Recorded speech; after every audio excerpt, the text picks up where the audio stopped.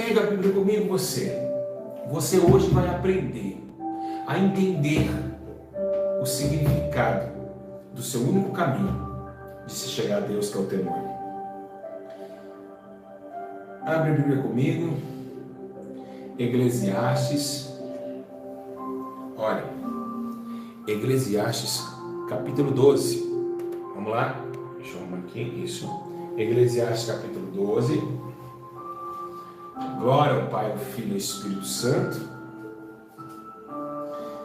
No versículo de número 13. Eclesiastes 12, 13. Aleluia. Eclesiastes capítulo 12, no verso 13.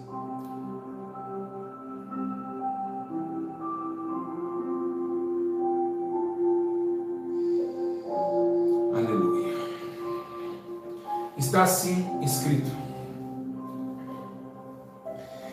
de tudo o que tem ouvido, a conclusão é: teme a Deus, guarda os seus mandamentos, pois esse é o dever de todo homem. De tudo que se tem ouvido, o que devemos fazer é temer a Deus e guardar os seus mandamentos, porque é o dever de todo homem. Igreja de Jesus, presta atenção e olhe para cá. Nós sabemos que todo ser humano, a cada qual, tem os seus graus de profundidade e os seus graus de altitude. E como assim profundidade e altitude? Tem pessoas que são mais profundas em seus sentimentos e tem outros que são mais altivos. Os que são mais altivos são pessoas que não têm tanto sentimento, mas os que são mais profundos são pessoas mais sinceras, são pessoas que realmente se dobram mais, são pessoas que realmente se enxergam dentro de si a necessidade de tal situação. E essa necessidade traz para ela o choro, o arrependimento, os gritos, o pedido de socorro, enfim. Os altivos, eles já são mais eu sou, eu faço, eu não dependo de algo, eu não preciso, eu temo, Deus é comigo, está no meu coração. Essas pessoas você se encontra também nas esquinas dos bares. Se você chegar num bar agora e dizer assim: ô senhor, o senhor precisa de Jesus, ele com um copo de pinga, ele vai falar: Deus já está no meu coração. São pessoas altivas e outras pessoas são mais profundas. Outras pessoas que são profundas são pessoas mais, o termo mulher. As mulheres, elas têm a categoria de ser mais singelas. As mulheres, elas têm a categoria de ser mais sensíveis. E nesse tempo que nós estamos vivendo essa disputa. Quem é altivo está sofrendo, mas quem é profundo está chorando, sofrendo, mas com redenção. Olha que ensino poderoso.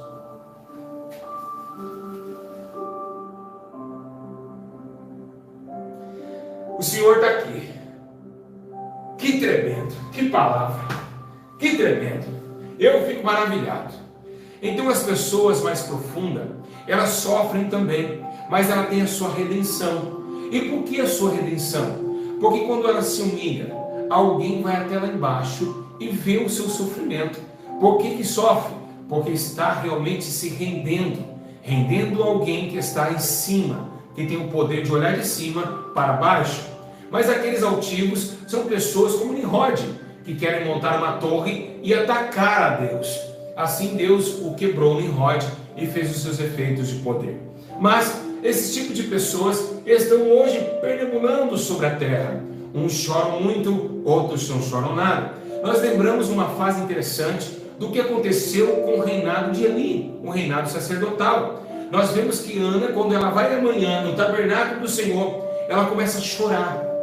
Ana, uma mulher estéril, que depois vai dar à luz a Samuel. Mas vemos que Ana chorava, Ana se humilhava, mas Eli, a posição que ele estava, não era para ele ter olhado daquela forma. Ele não conseguiu interpretar o choro de Ana. Aí iniciou que Ana estava embriagada, mas Ana estava chorando com temor a Deus, pedindo a sua bênção. E Eli, olhado como um grande pastor, olhou e não entendeu o sofrimento de Ana e disse que ela estava embriagada até aquela hora. Então Deus analisava o intuito do altivez. Quando os homens eles não conseguem conhecer e eventualmente pedir mais a graça bendita do Senhor e a comunicação com o céu, eles usam as suas próprias palavras para julgamento, para decisões, e automaticamente o que está escrito na palavra de Deus é que há caminhos aos olhos do homem que parece ser legal, mas o final é a morte. Dentro dos seus corações, a ruína dos seus prazeres, pois o coração do homem é enganoso, mais do que todas as coisas, porque no coração há entrada e as saídas da vida. E devemos entender e se comportar de uma forma tal que vemos que realmente a altivez e a profundidade dos homens fazem diferença no modo de temer a Deus. O temor do Senhor é o princípio de toda sabedoria, e temendo a Deus, se humilhamos, choramos. Temendo a Deus, nós levantamos da manhã e dizemos: deitei, dormi, levantei, porque o Senhor me sustentou. E esse benefício de você saber que se você comeu não foi por sua própria força, que se você respirou não foi sua própria razão, que você não tem poder para nada, que você é apenas um homem que vive dependendo da graça de Deus, que vive dependendo da sua presença, que vive dependendo somente dele. E isso traz para você um temor. Por quê? Porque um temor é simples. É como se fosse um jardineiro que depende da água para molhar o seu jardim. Ele tem um temor da água acabar. Ele fica: meu Deus, a água não pode acabar, porque senão minhas plantas vão morrer. Assim é Deus. Nós não podemos mais deixar com que essa comunicação se acabe.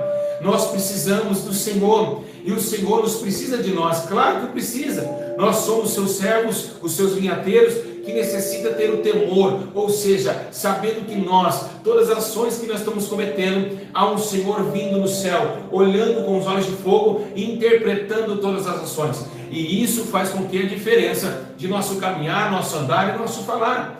É necessário que nós olhemos para dentro de nós e vimos que alguém nos domina, que alguém tem poder agora de piscar o olho no céu e você cair agora no chão da tua casa. Alguém que tem poder para fazer a ferida e também curá-la. Então, o que está escrito, o temor, desde Mateus: não temos que mata o corpo e sai correndo como louco. Teme a Deus, que trata tanto o corpo e manda o espírito para o fogo do inferno. Ou seja, para que temer ao homem? Não tema o homem, não fique submetido a homens, não fique com medo dos homens.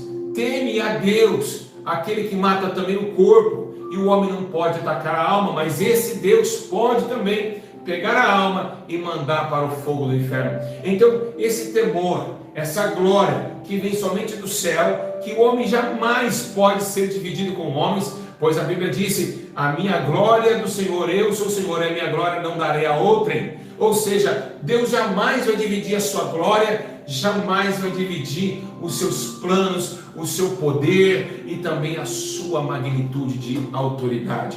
E isso refere-se que, se alguém tem, e ele é, e sempre será o mesmo, e também antes de nós sermos criados, eu sou, devemos temer aquele que tem todo o poder, aquele que tem toda a autoridade na terra, aquele que tem todos os mandamentos na palma de tuas mãos e o juízo e a justiça para o findor desta vida. Então, automaticamente, dependemos de um Deus poderoso, um Deus que tem uma espada de justiça, guerreiro nas batalhas, que nos traz essa redenção de se aprofundar em seu conhecimento e transladar de nós rios de lágrimas, dizendo: somente o Senhor é o Deus da minha vida.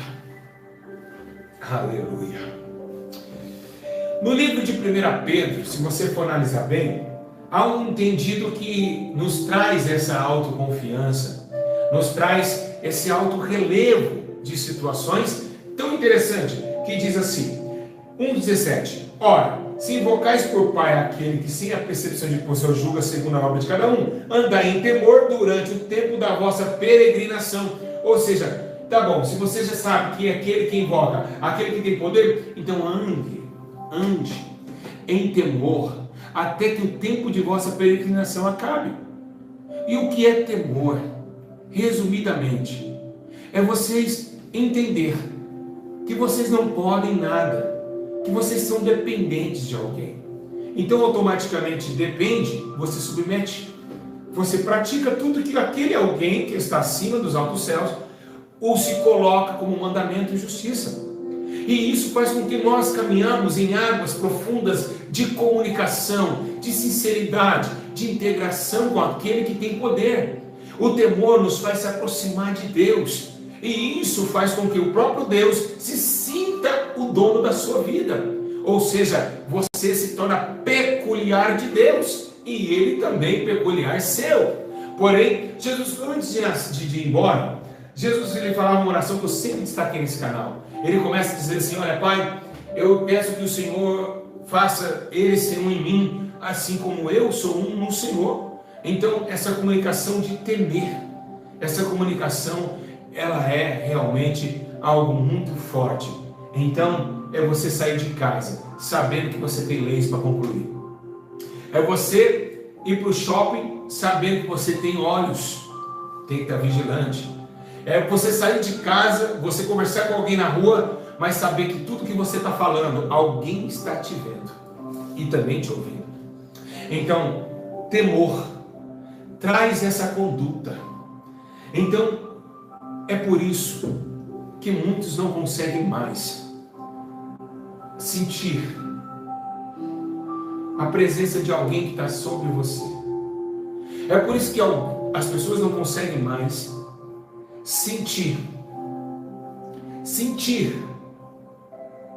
Eles não conseguem mais sentir a presença de Deus. E por quê? Porque não se aprofundou. Não desceu. Está altivo. Quer fazer do teu jeito. E fazendo do teu jeito, Deus deixará você só. Nós temos uma lei que deve ser concluída. Você que está em casa, você sai com o teu carro e quando tem a placa pare, você tem que parar, não é? Ou quando tem uma lombada, você freia. Essas são as leis do trânsito. Assim nós temos nossas leis para concluir diante de Deus. A lei de uma espada. Uma espada que desce na terra. Uma espada cravada com mandamentos em nossos corações. Essa espada, ela veio dos altos céus para separar entre a alma e o espírito. A palavra, o mandamento perfeito, que trouxe para nós a redenção de nossa alma. E todos os dias,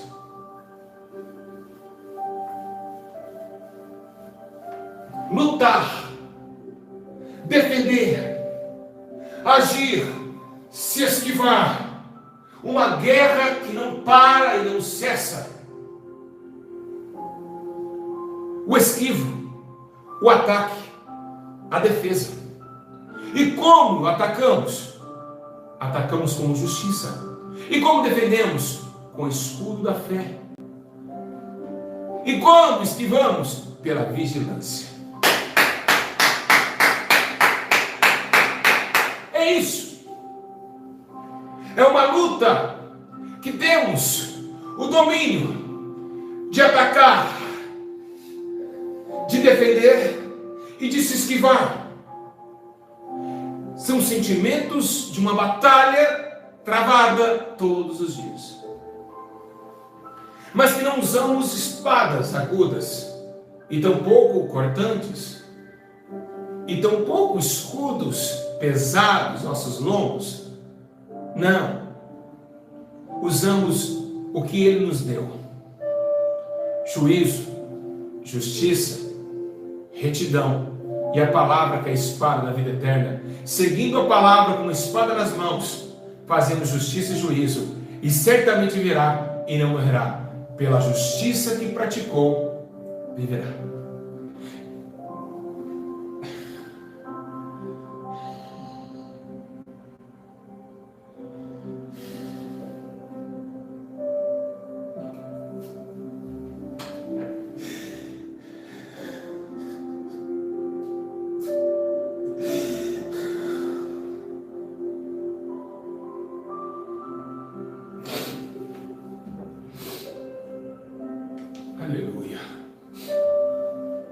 Obrigado, Senhor,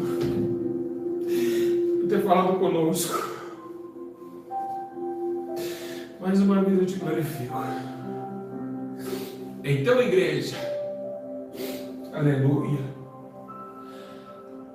essa é a conduta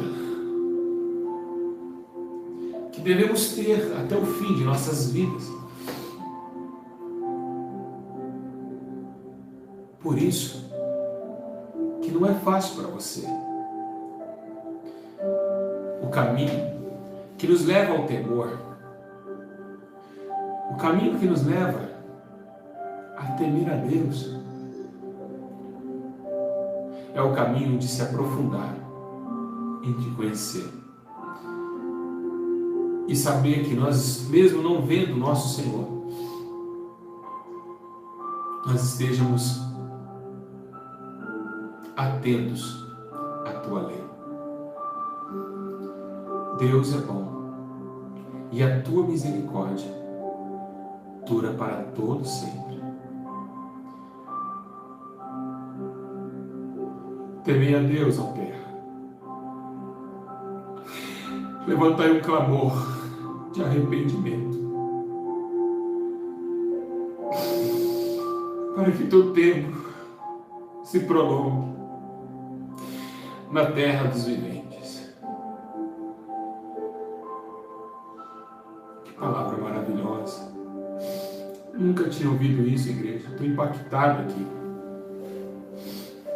Eu estou pregando para vocês, mas não sou eu pregando. Jesus está dentro de mim agora. Você crê nisso? Você crê que Jesus está dentro de mim agora? Eu nunca vi nada igual. Nunca ouvi nada igual. Ele fala conosco através de nós mesmos. O Senhor é bom e a tua misericórdia dura de geração em geração. Glorificado seja o nome do Senhor. Adorado seja Deus. Aleluia. Glória ao Pai, ao Filho e ao Espírito Santo. Vou deixar uma palavra em 1 Pedro, capítulo 2, 17.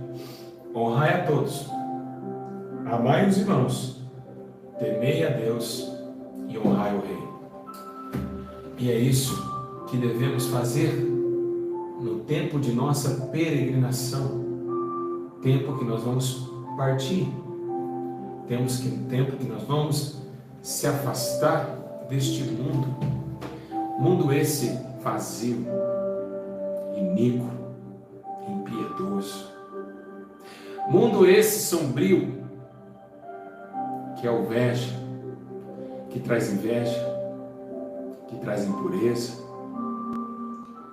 Jesus nos preparou uma morada num lar celestial, e quem teme a Deus entrará pelas vossas portas. O Senhor é bom e a tua misericórdia dura para sempre. Vamos ouvir um hino e daqui a pouco voltamos para a oração em nome de Jesus. Deus abençoe e eu espero que vocês fiquem em espírito. Vamos ouvir um hino, daqui a pouco voltamos. Glória ao Pai, ao Filho, ao Espírito Santo.